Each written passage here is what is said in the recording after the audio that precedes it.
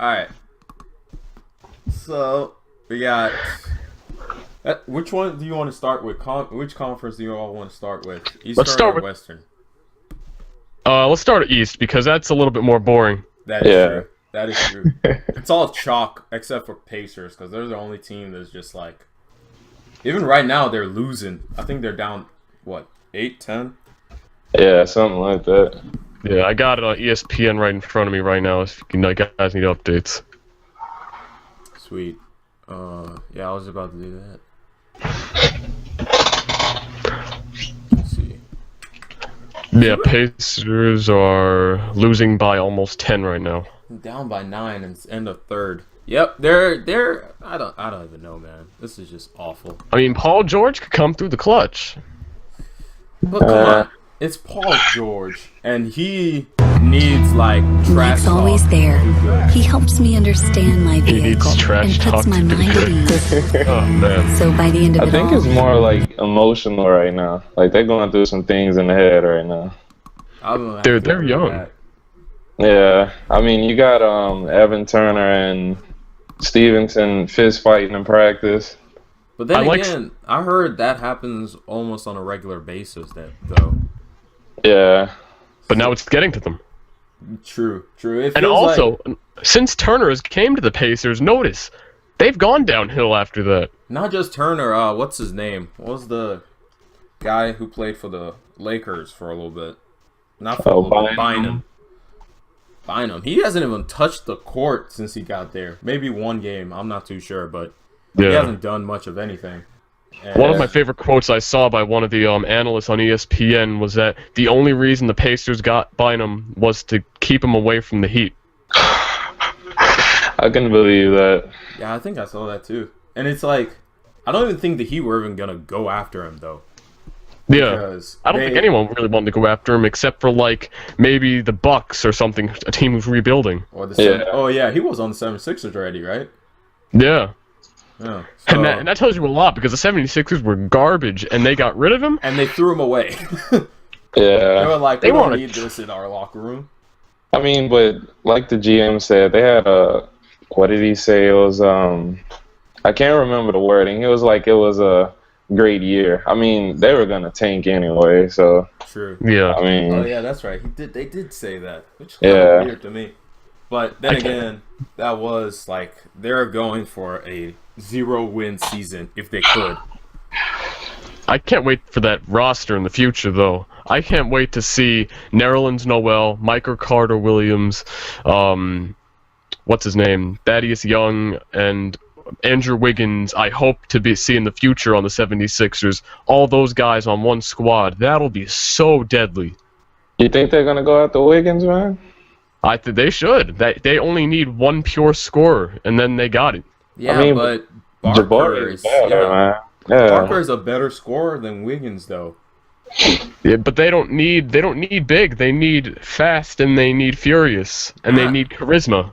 I mean, if you're going for a big, you go for Embiid, but you're going for a scorer, you go for Parker, who has a better jumper Yeah. than Wiggins.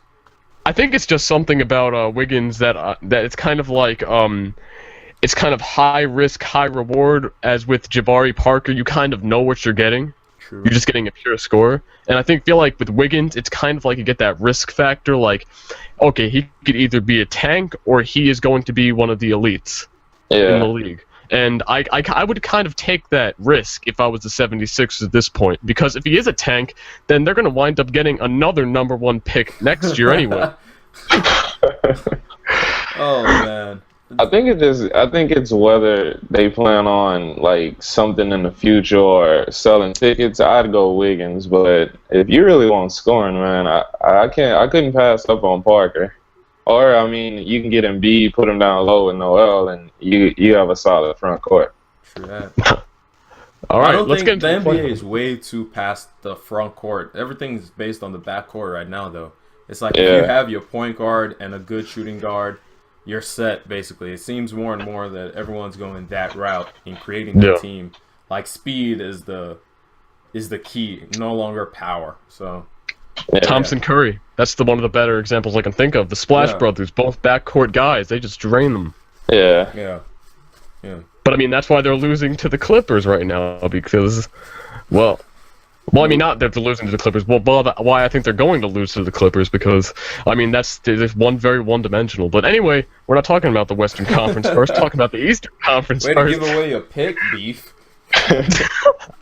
Let's get into the first series. Pacers-Hawks, the 1-8 seed. Well, I'm going Hawks. Right now, the way the Pacers are playing, absolutely no offense. And they're just doing awful. I mean, right now they're down, what, 8, 7?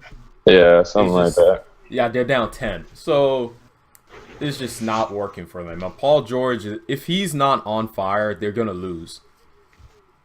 Mm-hmm. And he's 3 for 8. He needs more shots, at least. Yeah.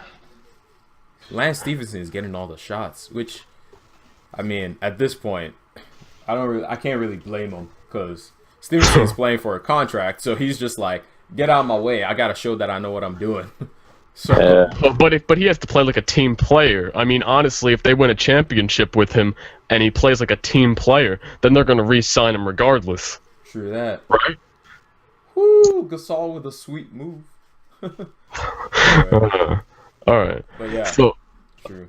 yeah, I'm picking Pacers, man. I can't go against the Hawks. I'm sorry. I mean I can't go against the Pacers, my bad. I can't go against them, man. It's too good to be true to see an 8 seed win against a number 1 seed when you're in the Eastern Conference.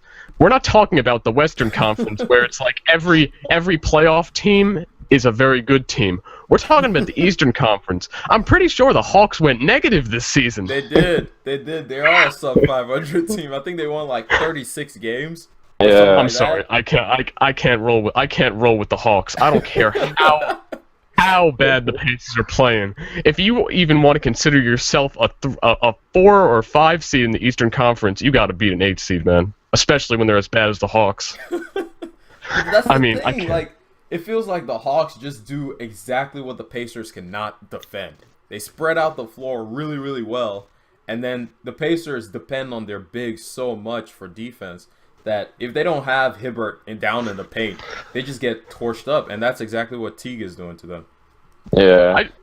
I just want to see Paul George versus the entire Atlanta Hawks squad, and I guarantee he just beats them up.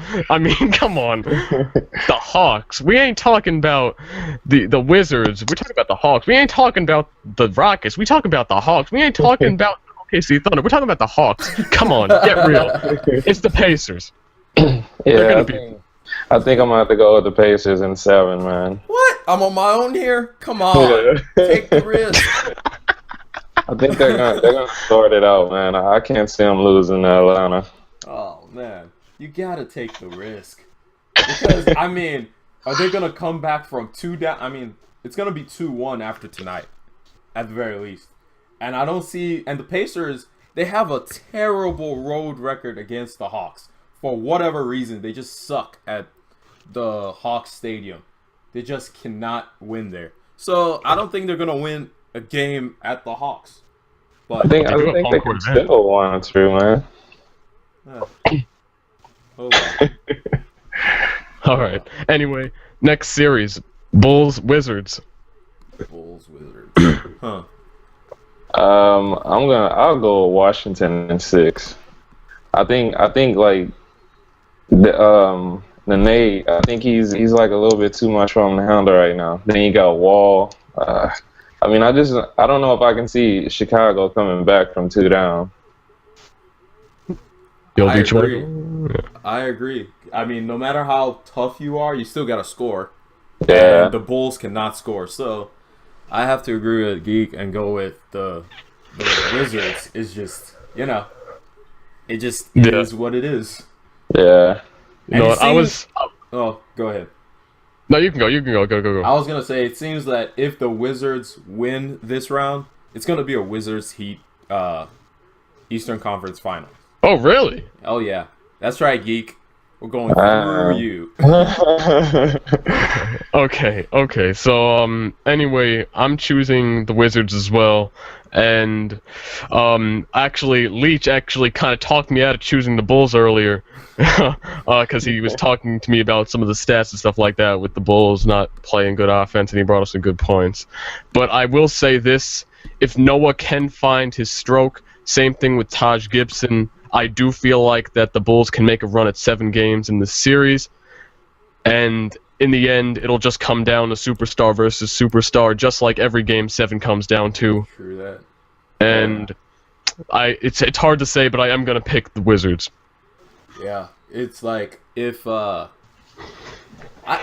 just have to say, Joakim Noah has the ugliest shot I've ever seen. What is this? Like every time he just shoots it like that, and I'm like, I'm not talking about shots. Okay, I'm talking about layups. I ain't talking about shots. I'm talking about layups.